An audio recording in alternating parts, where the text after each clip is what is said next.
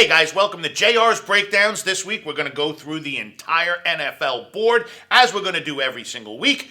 I'm going to break down the games I think are of best interest this week in the NFL, and we're going to tell you, of course, where the point spread started, where they are right now at the taping of this particular bit. So let's get right into it, roll right into game number 1, 1 o'clock Eastern, 10 a.m. Pacific time start. Game number on the rotation, 461, 462. You got the 0-2 Denver Broncos traveling to Lambeau to take on the Green Bay Packers. The Packers, of course, have had two really good games so far this season to start out. I mean, they're -7 at home, rightfully so. Not only this team playing great offense, but also, let's face it, they actually have a defense this year. I mean, they have been absolutely fantastic. And again, they opened this line at -7, went to 7.5, only for a little bit before it dropped right back down to -7. So, I mean, you got some money flow coming into this game. Let's look at some stats. Denver, of course, like I said, they're 0-2, but they are 1-1 against the spread. They've scored only 15 points on average in their first two games, and they've allowed 20 points. Now, this is a team that's not rushing the football nearly as effectively as they need to in order to get that Flacco offense going, but they are rushing the football for just over 90 yards a game, throwing for a little over 275. And like I said, Green Bay, 2-0 straight up and against the spread, scoring only 16 points a game for an Aaron Rodgers offense. We know that's low, but a defense that's allowed less than 10 points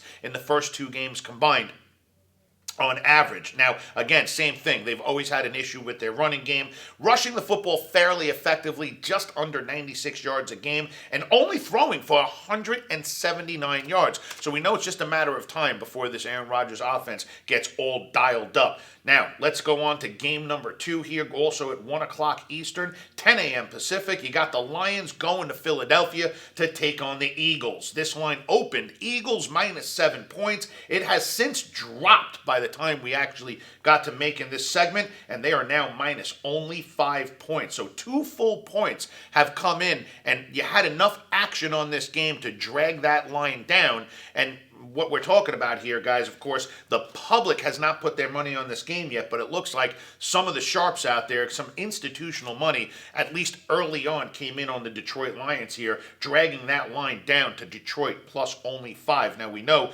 Detroit's 1-0-1 straight up, and they're also 1-1 against the spread, so not a team that you really got to take light. Their offense scores points, averaging a little over 20 a game, and their defense, you would think, would be off the map at this point, but through 2 games so far this season, they've allowed an average of only 18 points. Rushing the football effectively, that's been what the Lions have really tried to hone in on this year, and they are doing a decent job, averaging just over 105 yards a game, and Stafford and that offense are putting up over 300 in the air. So you're talking about a total offense of over 405 yards a game. Philadelphia's 1-1 straight up, 0-2 against the spread. So they have yet to cover the spread this year, even though they're averaging 26 points a game through 2 games. It's the defense that's looked like Swiss cheese, allowing also 26 points through 2 games on average. They're not running the football well, only about 86 yards on the ground on average through 2 games,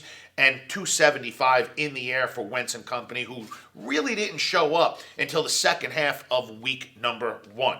So let's get into game number 3. Of course, this is one of the highlighted games of the week. You've got the Baltimore Ravens, number 465, going against the Kansas City Chiefs, game number 466. This line opened up at 5.5. The total on this matchup opened up at 51.5. And I bring up the total because there's been a pretty decent jump early in the week, all the way up to 53.5 at one point, and it dropped right back down to 52. The game itself opened up at 5.5 and has stayed 5.5 pretty much all week long. We know Tyreek Hill is, of course, out in this game. We know what we saw from Mahomes. I mean, the guy's an absolute beast. And, of course, Lamar Jackson has been absolutely no slouch, getting off to a great start, hammering the Miami Dolphins in week number 1, putting up some serious points. We're not going to run through the numbers on this one because, quite frankly, I think the Ravens' numbers are completely and utterly skewed. But we'll say this, again, Baltimore is 2-0 straight up, 1-1 against the number. Kansas City 2-0 both straight up and against the spread. And it's all about the defense, okay? I mean, let's face it, Kansas City, not known for its defense in years past, always has relied on its offense to get things going. That defense has been stout, allowing only 18 points on average through their first 2 games. Whereas on the other side of the ball, Baltimore has been incredible, almost like the Baltimore of yesteryear that won the Super Bowl with Trent Dilfer as a quarterback, where they're only allowing 13 points a game after 2 games. So, again, game that you want to keep your eye on. Let's keep going right down the list. Number 467, 468 on your rotation. Also a 1 o'clock start Eastern time, 10 a.m. Pacific. You got the Cincinnati Bengals going into Buffalo to take on the Bills. The line on this game opened up, believe it or not, Buffalo -4 and has since gone up 2 points to the Bills -6. Now, nothing's come in as far as injury report on this game or any bad weather for that matter as of, again, the taping of this segment, but that 2-point jump, guys, it happened early in the week. That means the institutional money did come in early thinking that Buffalo was a bit of value here at minus only 4 points, and they drove it up to -6. Let's take a look inside the numbers, and first let's look at the total on this game, which, by the way, also had a big jump. Opened at 40.5 and ran all the way up to 44, where it found sustained action, so they really haven't moved it from there, and it's been 44 pretty much for the rest of the week. Now, let's look at the overall numbers. Again, Buffalo, of course, is 2-0 coming into this matchup, but they played the Jets and the Giants so far this year. 2-0 also against the spread, averaging 23 points a game, allowing 15. Cincinnati Bengals are not only 0-2 straight up, but they did cover where they're 1-1 straight up, but the offense has not gotten going at all, only averaging 18 points a game, and the defense has looked absolutely horrific, allowing more than 31 points a game. They're not rushing the football at all. I mean, you could say the worst in the league, have an average less than 30 yards a game on the ground through just the first 2 games, but more than 340 in the air. Obviously, Andy Dalton is getting it going, but the problem is you need a running game to have an effective passing game. Buffalo, on the other hand, also not scoring a ton of points, an average of 23 a game, allowing 15, but running the football extremely effectively, close to 140 yards on their ground game through 2 games. And we're talking about on average. In the air, just around 240. And of course, Allen is just starting to get his stride going. This kid from Wyoming was really, let's face it, not a lot of people gave him any credence whatsoever. I think, he still has a lot more in the tank and a lot more to prove. But definitely a little better than I think people had given him credit for before the season started. Let's go right into number 469, 470, a game that I actually talked about, gave out for free on one of my interviews this week down in Louisiana. And that is the Atlanta Falcons going to Indianapolis into their dome to take on the Colts. This line opened up Indianapolis -2.5, and it has since come down to Indianapolis minus only 1. So early action coming in on the Falcons in this matchup. The total opened up at 48 and dropped to 47. And the money line in this game, and I bring that up, guys, because it's right literally where it should be, where you see inaccuracies on others, where the Colts are -120 and the Falcons are pick'em on the money line. Let's go inside the numbers on this game. You got Atlanta 1-1, Indy 1-1 straight up. But Atlanta has covered a game. They're 1-1 against the spread. Indianapolis 0-1 with a push. And of course, the Indianapolis offense has been a tad better, scoring a little over 21 points a game on average and allowing 24. Whereas Atlanta, it took them week 2 to get going. Let's face it, week 1, they were nowhere to be found. But that Matty Ice offense and Julio Jones really started getting going in week number 2. In fact, they've averaged now between the 2 weeks 18 points, allowing 24. And I'm looking at the number on rushing where they average 65 yards. That's it on their ground game between 2 weeks. But last week when I was breaking it down, guys, they had averaged less than 30 yards. They were right there with the Bengals. So nice job doing it better last week running the football and now going on the road and playing in another dome. Now, they threw the football pretty effectively, and which has really padded those numbers, and that's why they're close to 300 yards a game in the air. So, again, great game. I think this is going to be one that's going to go back and forth a little bit, but I have a particular side here I really like a lot. Let's take a look at the next game here. Also at 1 o'clock Eastern, 10 a.m. Pacific. You got number 471, the Oakland Raiders, going into Minnesota to take on the Vikings. This line opened up Minnesota -7. And again, early in the week, guys, we saw some money come in. on the home team here, driving that line from 7, which takes a lot. And when an odds maker makes a line minus 7 points, it doesn't take a small amount to take it up to 7.5. You're talking about big blocks of money that have to come in, which drove that line up to Minnesota minus 9. And of course, the Oakland Raiders, I mean, let's face it, it's not like they've been a slouch. They looked pretty good in week number 1, but Minnesota, same thing. Both of these teams 1-1 straight up and 1-1 against the spread. Oakland, though, their offense has really been lacking. They're only scoring 17 points a game on average, allowing 22, whereas Minnesota is scoring 22 but only allowing 16 points. So Oakland's going to have their work cut out for them here, trying to put points on the board against a defense that has really shut down the competition so far this year. So let's get right into the next game. We're going to be looking at, again, a 1 o'clock start Eastern, 10 a.m. Pacific. The New York Jets, number 473, going to Foxborough to take on the New England Patriots, number 474. And, of course, we know that not only is Sam Darnold out with mono, but Trevor Siemian will be out in this game. The line did open, guys, this is a ridiculous number, of course, we know that. Opened up Patriots minus 20, got driven all the way up to 22 after they posted it, and has stayed pretty steady at minus 21 at the time we did this segment. So, again, we're talking about, do you really think that the Patriots are going to be able to put up at home a difference of more than 3 touchdowns against the New York Jets with a third-string quarterback? Or do you think the Jets' defense, which has not been great, but also not been the worst, only allowing about 20 points a game, are they going to keep it tight enough to at least cover the game? Well, I'll tell you right now, not a game that we're going to give any opinion out here. So let's cop right into the next game. Same time, 10 a.m.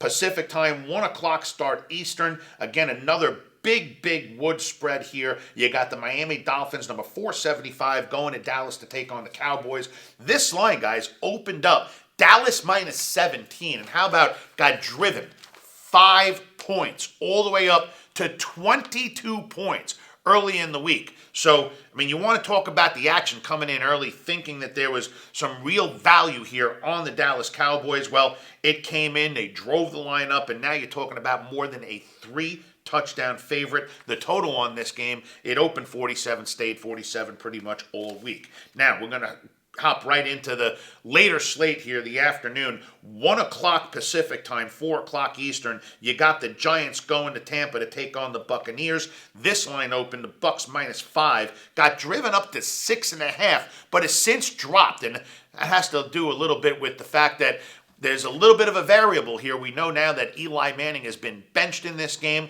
We know that Daniel Jones will be getting his first start.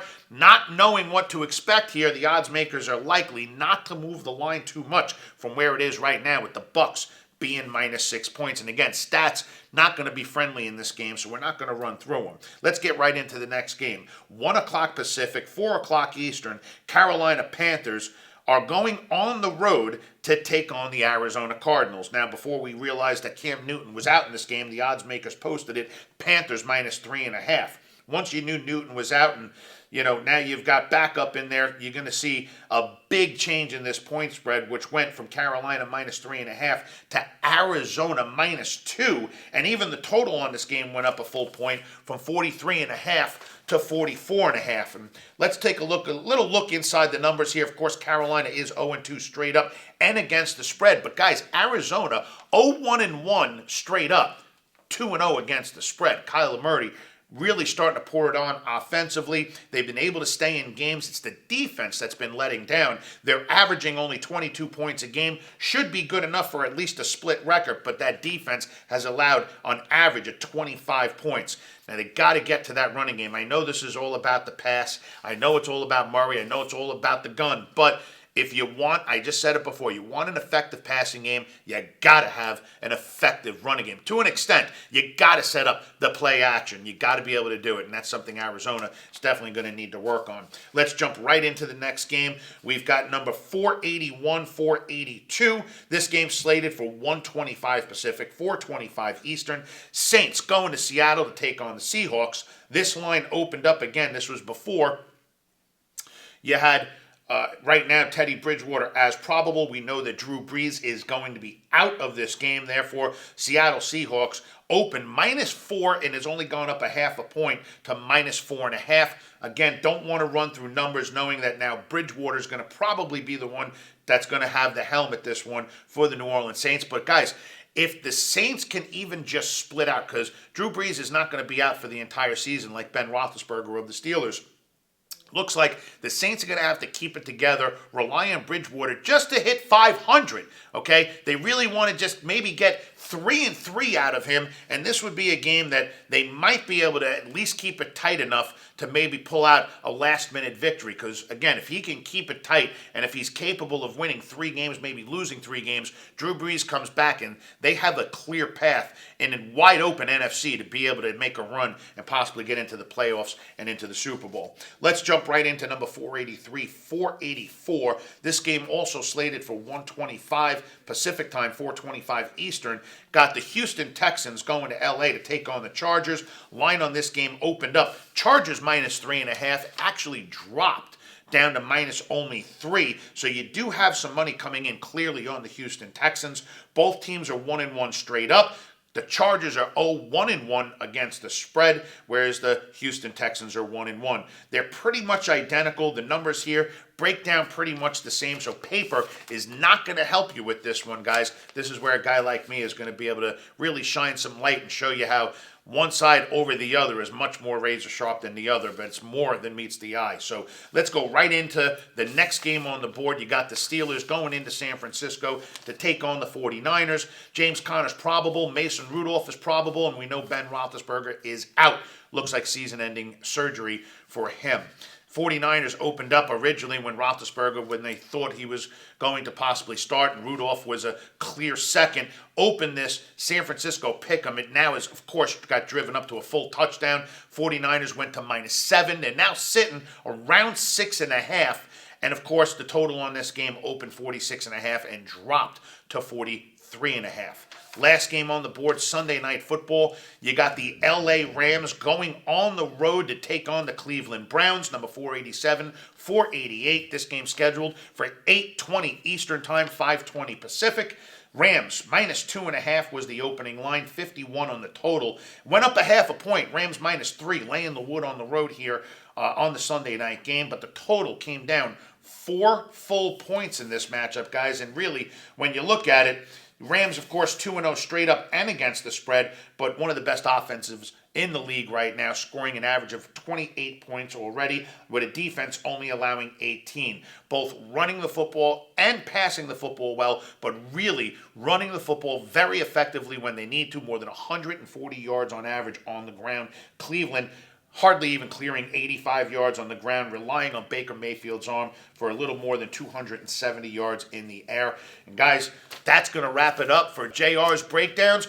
Come by every week. We'll give you the numbers. We'll tell you what to look for, where the money's coming in. And, of course, when you contact us, that's where we're going to really make you money.